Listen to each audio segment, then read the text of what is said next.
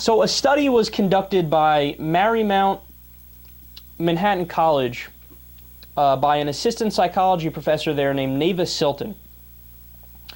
And what this study does is it used data from the 2010 Baylor Religion Survey of U.S. adults to examine the link between beliefs and anxiety disorders like social dysfunction, paranoia, obsession, and compulsion.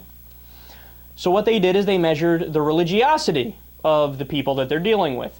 They separated them into three different categories: those who saw God as angry, those who saw God as neutral, and those who saw God as loving. They made sure that there were no atheists in the study.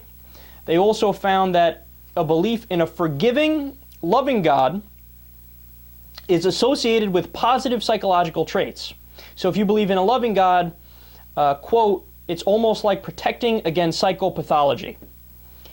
But for those who think God is angry and preparing punishment for sinners, and who is judgmental, i.e., gays shouldn't get married because I, God, say so, like Barbara and Staver, who we just talked about, right?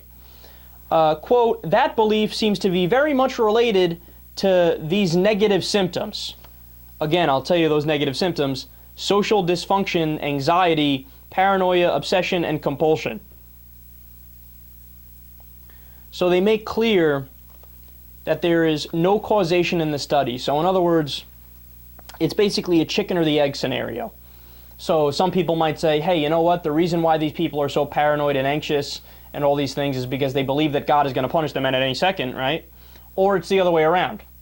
The anxiety comes first, and then that makes them believe that there's this God that's going to punish them. So they don't know which one comes first. But what they do know for sure is that there is a relationship between believing in an angry God and serious psychological issues.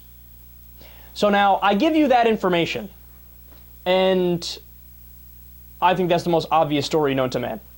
I mean, that's basically them admitting, yeah, you know that guy Brian Fisher on the radio who does nothing but talk about gay sex every 17 minutes?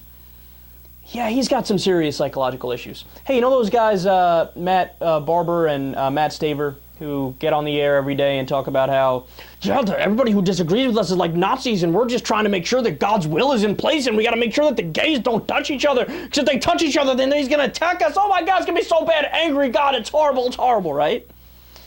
That guy, those guys have serious psychological issues. Again, the least surprising study I've ever read in my life.